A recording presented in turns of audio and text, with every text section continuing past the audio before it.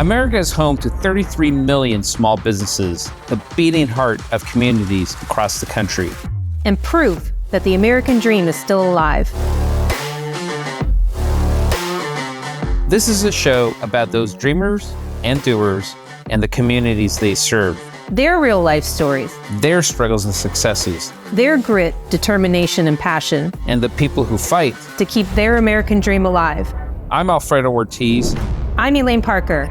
And it's time for another episode of Main Street Matters, America's small business megaphone. Hi, and welcome to another episode of Main Street Matters, America's small business megaphone. I'm Elaine Parker, the president of the Job Creators Network Foundation. And I'm Alfredo Ortiz, CEO of Job Creators Network.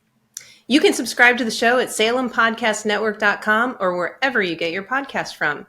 Today, we are joined by Joe Higgins. Joe is a CEO, turnaround leader, political pundit, serial entrepreneur. He's grown over a dozen startup ventures and a handful of turnarounds. He's a subject expert in education and curriculum design, healthcare operations, and policy and real estate development. Joe, welcome to Main Street Matters, America's small business megaphone. Well, thank you very much. Thank you. Well, you have quite a lot to talk about. I hope we can fit it all in just one segment with you. But let's start off with a little bit about you and your resume. You've got tons of areas to talk about, but let's start from the beginning. Yeah, well, I'll go rather quickly. So, lifelong entrepreneur, small business owner, started up a number of different businesses, usually in the service sector. I live in Arizona. Ran for office in 2008 and lost. And then that opened up a 7-year opportunity on morning talk radio, covering local issues, state issues. Really got to know my community. And the mission of the show is to advocate for small business owners. Simple things like sign permits and getting through bureaucracies and some of the burdens that were hitting small business. I lived them. So we had an opportunity and a microphone, just like you're doing here, to give them a voice and explain what's going on. During that period of time, I interviewed an author who was very well known in families and marriage, and he's an Adlerian psychologist named Dr. Kevin Lehman. And over breakfast one day, we were lamenting and how the country's on the wrong track. And he says, "I wish I could get my books into the school systems." And Arizona is one of the early states for charter movement. Florida and Arizona were probably the first two real big ones to embrace charter. So I said, "Have you ever heard of a charter school?" And he hadn't. So we essentially, back in 2014, about a decade ago now, put together a team and opened up our first school in a suburb of Tucson. Day one, we had 500 kids. By the second year, we had 1,000. By the third year, we had 2,000. So as an entrepreneur, it was like the stars aligned and the market was just perfectly ready for what we're bringing. Our model, which I learned through this process, was classical education. And classical ed is it started in Aristotle and the Lyceum way back in the ancient Greeks. Went around back to the Middle Ages and through the university systems in the 1200s. Real popular in America in private Christian schools and homeschool market. So we took that model and streamlined it, systematized it, and brought it into the public charter school arena. So that's the big story. So I functioned as CEO for 5 years. Worked over the growth process from development to operations to curriculum, and left that day-to-day position back in late 2018, early 2019. How many charter schools did you grow it to? How many are there now? Yeah, so Lehman, while I was there, we grew it to seven campuses. We have about 6,500 kids or so, about a staff of 550 to 600. We're under construction for number 8 in Denver. And we're primarily in Arizona and Colorado. Okay. Is it K through 12? It's a K-8 with 4 of our campuses have preschools. So we're actually testing that model to see how we can go down into the 3 and 4 year olds. Okay, fascinating. Alfredo? So Joe, nice to see you again. I know we met several months ago. I was going to say probably a couple of years ago now. I think time's flying by, but I know that there was a charter movement, and the charter movement's been around for a while. Now it's kind of like this universal school choice is kind of, I guess, what it's evolved to. There's a lot of conversation between, which is it basically? I mean, we just got involved with Steve Moore, his Committee to Unleash Prosperity, and Lisa Nelson, who runs American Legislative Exchange Council. The three of us kind of formed the Education Freedom Alliance to actually push for universal school choice. And as we've been doing this, we're finding that this is a conversation topic, which is it charter schools or is it universal choice? Can you kind of give us a perspective of, what is it? Yeah. So welcome. It's a fun road and a fun place to be from a public policy point of view. After all my years in politics and all my years as candidate and helping candidates and really looking at it from the top down, I'm at a point where we have to build institutions from the bottom up. And nowhere better to start than your families, your schools, and eventually your churches. We've got to get back to recreating, values and virtues and ethics and critical thinkers and deep thinkers, kids that love to go to school, and we'll continue that on. So the choice movement started in Minnesota, of all places, but really took root and grew in Florida and Arizona. And it was through the charter schools. This was 98, 99, 2000s. Kind of the peak of the charter movement was Arne Duncan and Barack Obama. He got elected. You had Common Core come through, but Arne Duncan had done amazing things through charters in Chicago, really inner city families, and just doing 180s and switching things around and having tremendous results. Success Academy out of New York. You had KIPP Academy, which was kind of a no excuses, inner city, just phenomenal results. Obama's group tried to master that and streamline that, and they started doing pass down grants to the states to allow startups like what we're doing, some early seed money, which is the hardest to get open. But little by little, there's been a shift away from the charter school movement, and the roots of it are, and you've got a very strong political union in the Democratic Teachers Union, and they've been able to kind of get into the process of approval for charter schools, and kind of it's become very, very complicated. So since I left in 2019, I created an intellectual property from curriculum to how to finance these things and how to run them and how to run your front desk and your lunch program and your busing program, created like an operating system to help other charter groups open up classical charter schools. So since 2019, I've been through 15 application processes, and I'm doing this in red states. We're talking Florida, Texas, different states that are pro-charter, or they say they're pro-school choice, but when you get into the process, the bureaucracy, the gateway, it kind of gets locked down. So just to give you an example, I've applied 4 times in Texas, 3 in Houston, 1 in San Antonio, and have not made it through the process once. And when I look back at the numbers of submitted to the numbers that are approved, 45 or so go in every year, and 3 or 4 or 5 make it out. And the ones that are making it out are these really unique niche charters that, maybe autism or smaller in scale, so they're not going to really go out and impact the market and provide education opportunities to the families. So that's one thing that's been happening, right? The charter movement has been slowed to a stop. So if you talk to the lending community, the construction community, they're all say kind of the same thing. It's more expensive to open schools, and it's just been a really tough environment. The response to that, whenever there's an action, there's a reaction. The reaction to that is the voucher program, which you're talking about. Okay. And there was a Supreme Court decision, I believe it was 2018, which allowed states to fund parents. And the parents can then take that money and educate their children the way they see fit. So some states are trying to directly fund private schools. That's not legal because of the church and state issues. But by funding the parent, then that parent can go where they want. So our state, Arizona, was the first state to really jump on the universal school choice. And I serve on a couple of private Christian Catholic-based high schools. And that's been a game changer. When I talk to private school operators in this market, they're all full with wait lists because now every student can apply to the state. Instead of sending that $7,000 check to a charter or a public, they can use it to go to their private school. So it's made the barrier to entry to get in a lot lower for those folks. Yeah. Since Arizona passed it, and the charter movement has slowed so much, and there's still tremendous demand, right, left, inner city, white, black, every socioeconomic for school choice, other states have emulated the voucher program of Arizona. Most are not just doing the free open voucher, anybody can apply. Many are restricting it to socioeconomic levels. Right. So each state has a different flavor. And I think the last I looked, there was 12 or 13 that most of them red states that are helping parents make that choice.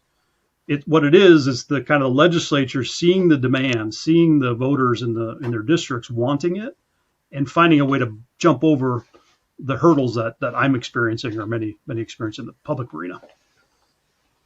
Yes, so it's interesting.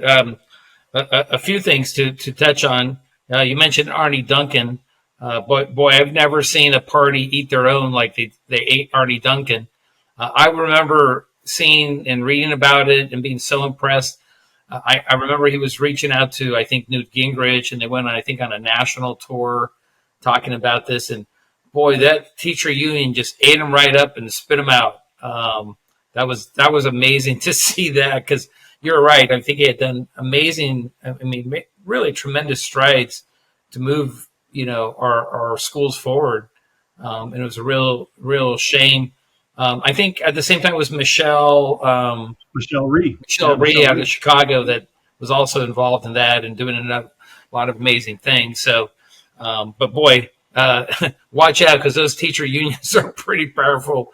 And remember the documentary Waiting for Superman? And yes. Oprah had the Guggenheim guy on. It was the peak. Yeah. Because it was finally, in fact, this article I referenced a little earlier off air talks about how the Democratic Party is kind of losing that base. Yeah. You get into you're in the low 70s for Democratic voters that love and want school choice. When you get into the racial groups, with whether black or Hispanic, it's in the high 70s to low 80s. Oh yeah. That are looking for a way to get their kids into a better option for schooling. Yeah. No, I mean, it's amazing. I mean, it's, I'm an example actually of what truly school choice was able to do. I grew up in Chula Vista, California, and poor background, and my mom believed in education, right? And through a lot of hard work, blood, sweat, and tears, basically got me to a better school system and got me educated. And you and I probably wouldn't be talking right now if it hadn't been for that. So, I mean, I know firsthand what that does, and I'm living testimony to that. In fact, I'm in Georgia, and we just passed SB 233. And Kim just signed into law this week on Tuesday. It's a modest start, 20,000 students. But one thing I've learned from our Democrat colleagues is that a win is a win is a win. And you got to take that and then, advance the ball forward with that win. And so, we're hoping that we get to the point where it's, full universal choice, like it is really for Arizona. But visiting Arizona and stopping in Arizona right now, what is going on? Because the current governor, is my understanding, is trying to basically reverse everything that Governor Ducey, who's one of our co-chairs of our Education Freedom Alliance, he had done an amazing job, obviously, getting that done in Arizona. They're trying to reverse all that. I mean, are there like 100,000 or something thousand students that are participating in that? Something like 20% of the entire market is in 2025 is in a choice program. Yeah. Vouchers are relatively new, and that's growing. And we haven't even talked about the homeschool market. That's the fastest segment in the country, right, of folks, because many states don't have vouchers. Parents are super frustrated, and they're kind of jumping out and just saying it's not working. Well, it's interesting. You probably have a model that's going to make you the newest billionaire, because the one thing that I'm hearing from talking to the governors across the country, like Governor Reynolds is also one of our co-chairs, is that they don't have enough supply for the demand. I mean, they literally don't have enough offerings within their states, and so they're desperately trying to bring them up to speed and find new models. And you're right, the homeschool seems to be such an alive model that really was came out of the COVID. The pandemic, but really seems to be taking root. And so, what are you kind of consulting to other governors across the states on how to handle the supply issue as well? Well, yes, I'm talking to state legislators. I'm talking to leaders of their house. You mentioned ALEC. I'm not officially involved in, but many of the folks are there, and I'm just telling them from the street level what I'm seeing. Yeah. I said, you may think you're pro-choice and you're pro-school choice, but when the rubber meets the road, look at the approval ratio that are coming through in your charter movement. Yeah. So again, and I think COVID has really, really impacted schools. The schools that I touch base with are seeing struggles in early reading, and there's like a COVID fog that has just traveled through every grade band that they've had. Yeah. High school kids are going through mental illness. So COVID was so detrimental. And in fact, there are many, many districts in this country that are missing up to 10% of their enrollment. They have no idea where they're going. So chances are they're in the homeschool world, or they've gotten to see what's happening in some of the public schools that their kids are in. And so why am I sending my kid to this? I'm going to try a different route. So I think COVID has been actually a double-edged sword and a blessing, because it got, I'm a believer of the pendulum theory of politics. Sure. Right? So if it's too easy, then it's going to get too hard. Right now Right. It's too hard. It's going to come back. I think COVID was so overplayed from the K-12 world that it's coming back to the point where these vouchers are becoming more open. Parents are demanding their elected officials to do something. Yeah. It's just a matter of navigating the bureaucracy and politics that are happening where it shouldn't, right? It should be, like, here's another thing I really want to leave you all with. There's no way that I can open up enough campuses in, let's take, pick a market. I take a suburb and I open school. There's no way I can impact that whole region. But if you open up and you're seeing parents come your way, then the districts and the schools around me are starting to take notice, and they're starting to say, why are we losing the revenue, and why are we losing the students, and why is this not working? Why are we laying off teachers and shutting schools when right next to me they're doing exceptional? Right. And if they react, it's competition, right? So yes. When you have competition, good things happen. We know that in our business world. Right. So the reaction is what I'm looking for. So we do our job. We wake up every day, and how do we delight moms and dads, and how do we make teachers happy and kids happy? And then the market will respond. Not so much in the inner city districts. They are so slow to move. Philadelphia, Chicago, Houston just got taken over by the state. But it's these suburb communities, smaller districts that are waking up, and they're trying choice programs. They're bringing in hybrid models with the homeschool world. They're reacting to the movement, which is what we want, right? Yeah, absolutely. I mean, case in point, talking to Governor Reynolds in Iowa, she's saying they're starting to see TV commercials from public schools saying basically, come back to us. We've improved. We're better. Right, than ever before. And I mean, imagine that, a public school system advertising that they've improved. I mean, it's like I've never heard of such a thing. But to your point, I mean, that competition there's nothing more powerful than competition, I think, because it just makes you better. Yep. And if you look at the voucher at its purest form, right, every student and family it's called backpack funding. So they have a piece of funding that goes with them. Yeah. So if you're not addressing, you're going to have issues and one-offs and all kinds of problems. But if you're not addressing it on a global level, you're going to start losing your revenue streams. And that's how you reform a bureaucracy. You inject competition, or you starve it of revenue. In my experience, those are the ways to get reactions from the market and from the government sector to say, let's do this different, or how can we show up better? And I could tell you dozens and dozens of stories of districts that do it and how they do it. And it's all unique and crazy. And I love seeing it, because I know what that's doing is my one campus is changing an entire community right before my eyes. I mean, it's why I get up in the morning. Yeah, it really is amazing. In Georgia, it failed last year, the initiative, and passed this year. We got pretty involved in that. And we found that really was about 16 rural, I can never pronounce that, Republicans that actually were blocking the bill from happening. 16 last year.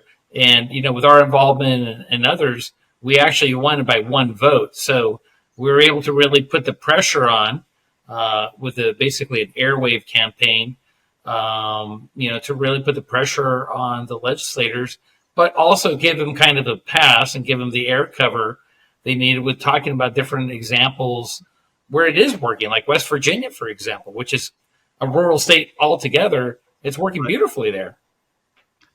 I'll tell you a little story of Texas because I've spent so much time there with this model.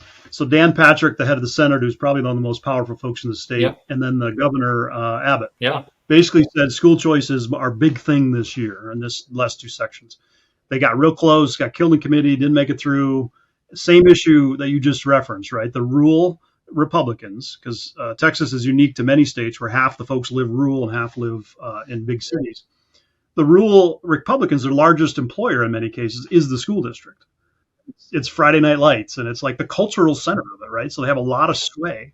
So this last Republican primary, Dan Patrick and the group and folks, I don't know if you were involved in it, but came in and really they primaried 4 or 5 strong Republicans based on the school choice issue. Right. So they're going to run it up again, and they're going to come back and say, all right, you're ready to finally make the point. The parents want it.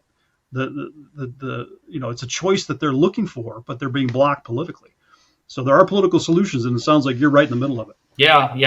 It's really been interesting. I have to tell you, an eye opener. So, but we're really happy to be able to be in the middle of it because, I mean, this is also our future workforce. So, I mean, and you mentioned that, the COVID fog. I mean, how disastrous that's been for our students. A lot of which, that's learning that's never going to be really recovered, which is a shame. So, but we're proud of this effort, and keep it up.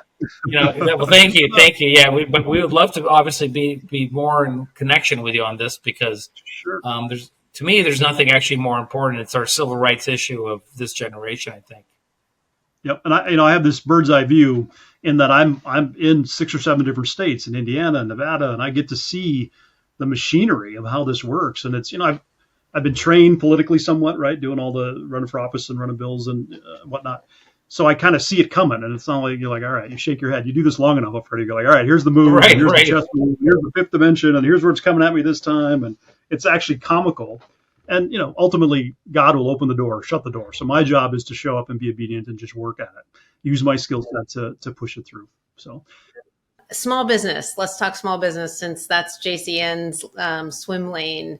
Our small businesses have, were really disproportionately hurt by the pandemic. They've been disproportionately hurt by the high inflation, the high energy costs, high labor costs. GDP just came out today, obviously well below expectations. I actually kind of feel like the GDP is the first report we've seen in a long time that actually reflected kind of the realities of what small businesses have been feeling for the last 3 years under the Biden administration policies. Tell us about some of your ventures. I know that you're a serial entrepreneur, but tell us a little bit about some of your businesses and how you've been faring with this economy. So I became politically engaged trying to get an A-frame sign in front of, I had a chain of haircut stores. And that led me to the sign code committee, which was like watching paint dry. Spent 7 years on there talking about site visibility triangles and how to get it more pro business. That is where the rubber meets the road. Because if I can't get folks to come in, then I don't have revenue. But I'm in a pretty liberal city, and they just don't even think about the small business world. So that's been my passion. I served as the chair of the Arizona Small Business Association. We had, at the time, 11,000 members. We were this big, beautiful buying group, and it didn't do much politically. And as my chairman, I brought in a lobbyist, and we started to really start having a discussion about, look, I'm sick of these politicians running for office and saying, yep, I'm pro-business, small business, and we love our small business people. All the polling, even after all this goofy stuff that's happening with the media trust and the trust in Congress, everybody still trusts small business guys. Yeah. Yet when they get elected, they never do anything, or they never think about anything. And what I think we're at a time in our history is like the French Revolution, where death by 1,000 cuts. The bureaucracy has gotten so incredibly burdensome, from HR to healthcare to all the different things that are out there, and it's making it really, really difficult to be a small business person in America today. I'm blessed that I had a long run. I've been skilled for it. I can see it coming. But man, if you have an idea and you want to open up today, you have to really understand policy. You have to understand your local regulatory environment. You have to understand if you start having employees, what that burden is. It's the E-Myth Revisited story, right? Where I think the analogy is a lady built amazing cupcakes. Everybody loved her cupcakes. She opened a cupcake store and found out all she's doing is not making cupcakes. She's dealing with all the regulatory and all the garbage that happens. The more you can get folks like me and every other small business and entrepreneur in this country to step forward and be successful and clear a path and say, let's go because you're the future, we become the next Facebook and we become the next Microsoft. If we're allowed to incubate, if we're allowed to start and allowed to be unshackled. And I think we're at a very dangerous point in this country because, like you said, Alfredo, the COVID world laid bare a lot. And Elaine, you talked about the small business community getting hurt the most. Who was shut the fastest? They weren't shutting down Costco. Yeah. They were shutting down the local store. It's dark and it's bad. If you look at new formations of small business, they're down. You look at the sentiment. It's the canary in the coal mine of where the economy's at. We have a problem as a country that was founded and built. It's in our DNA that we go out and build things and we tackle new horizons and we don't take no for an answer. That's being squashed, and that is not good for where we're at as a country. Agreed. Our founder, Bernie Marcus, who's also the co-founder of the Home Depot, he has often said that if he had to start the Home Depot today under the regulatory and tax burdens and even the litigation, he probably would have got to 8 stores. Yep. And it's really, really difficult. And I talk to business owners all the time.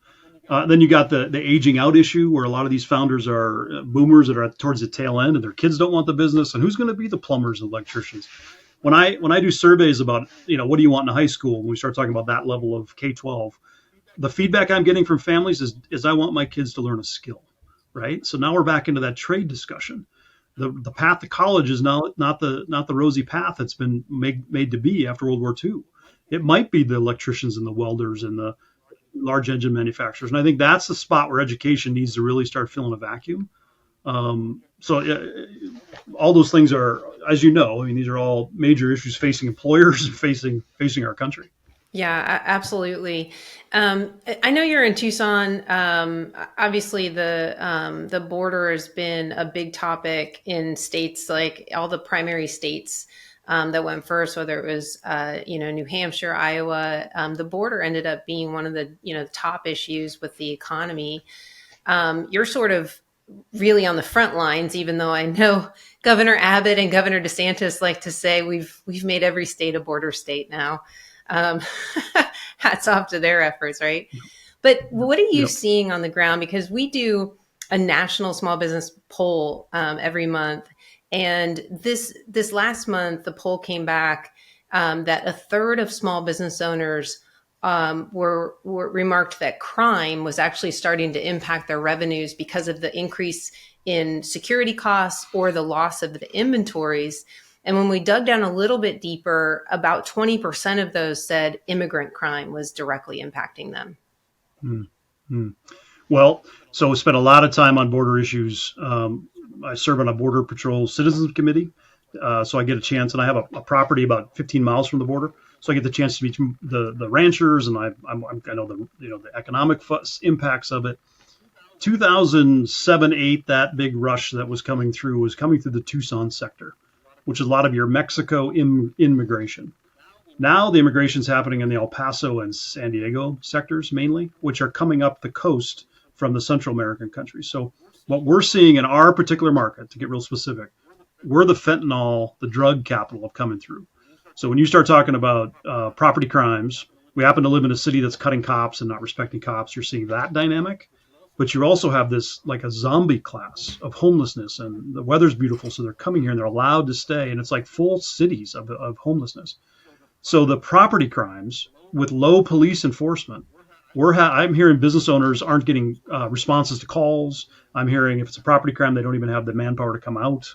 So that I see big time in my market. Mm-hmm. From an employer point of view, I remember there was in our state SB 1070, which was a big E-Verify. How do you employ? What is this doing to the employment world? How is it doing wages? I'm not a pulse on that, because in the teacher world, we're hiring folks that are credentialed. But I'd love to hear what you're hearing from other business owners. Well, that's what the survey came back. Anecdotally, we have a small business owner actually in Tucson, and he said that they refer to the crime as a crime tax because it really is impacting them. But, look, crime all over the country is impacting, retail theft is huge, and that goes beyond just the border. And that is just from, these soft on crime DAs that we see across the country that, somehow after the pandemic and the George Floyd crisis and everything like that, it just seems like there's no consequences to what anybody does. And nobody has to pay any price for anything, at least up to $999. Man, you look at that stat, it's a piece of a puzzle. It's almost like this is all on purpose, right? Who had the bright idea to defund police and not have protection going on in your cities? And you're seeing the ramifications of that. I happen to live in a city very similar to Portland where, we're at 1980s staffing level for our police departments. I mean, and we're, this fentanyl issue is coming right up our back. I mean, we're the corridor for this coming through. So we see it every day. I stopped by a store the other day, a department store, and they had lines in front that they wouldn't let you in as a security guard. And he said, you can't come in until someone else leaves. Right. Well, what kind of service do you start the day out with if you're walking in with that environment happening as a client, as a consumer? I mean, I know they have to do it because they have to stop the shrinkage because that's right to the bottom line. Well, we're seeing, go ahead. Yeah, I was going to say, you have stores like in DC, CVS, for example, where they've literally taken all the inventory off the shelves and basically put, and if there is inventory, it's behind plastic. You have to hit a button every time you want to get something. I mean, can you imagine I want to get toothpaste button. I want to get, deodorant button. I mean, it's just ridiculous. So I having spent a lot of time in policy, I shut off Fox News and CNN. I am dedicating my life to faith, family, and schools. As a Gen X, we're going to inherit this mess. What stamp are each of you going to put on it, right? Be a great father, be a great husband, do good in your community, get involved in the civic organizations. But how are you going to leave a legacy to that next generation? Right. I'm focused 100% on schools. I think we got to get back to values and virtues instruction and rigor and holding the bar high and setting expectations, all those things. That's the model we build. And I hope everyone listening, whatever role you're in, that you realize you can't just roll up and put your self in a cocoon and watch this roll over you, because we are right in the middle of this fight. Yep. I don't think anybody could have said that better. That's exactly the right message. Well, can you tell everybody where they can go to learn more about you and what you're doing? Sure. So my company, I have a publishing company that took all these operational plans, and we have, books on how to do our model, and we have curriculum built out that helps a homeschool family, a private school, or our own charter schools open up and be ready to execute and run a model in classical education. So that's my one business. And then I'm helping groups around the country open these charter schools up. So go to ethoslogos.org, which is Greek for ethics and logic, which are super important in our model. So that's what's behind it. Or joehigginsinc.com is my personal website, which talks a little bit of the background, some of the policy stuff. I've worked with Governor Ducey, and Alfredo, this is the first I've heard that he's in this world with you, and you could not have picked a better lead that understands policy, comes from the business community, knows how this works. So that's a huge, huge win. We're personal friends. He's advised me when some of my businesses were happening. He was way, way up here in this big cold stone, and I was this little peon, and he took time. Yeah. He invited me up to Phoenix, and we've become friends ever since. So it couldn't be better there. Yeah, no, he's incredible. We're really blessed to have him and Kim Reynolds co-chairing this effort. Good. I'm glad to hear that. That's where he's at. So that's exciting. That gives me hope that you guys are on the front line, and if I can help in any way, answer questions, whatever this looks like, because if we don't get to the K-12, this is going to be a long, long life. I'll send you information on our Education Freedom Alliance, and I'd love to have you be part of it, actually. Thanks for all you guys are doing. Thank you, Joe. Yeah, thank you so much for joining us on Main Street Matters today, America's small business megaphone. And thank you all for taking the time to tune in and listen. Main Street Matters is part of the Salem Podcast Network. New episodes debut every Wednesday and Friday. Please subscribe to the show at salempodcastnetwork.com or wherever you get your podcast from.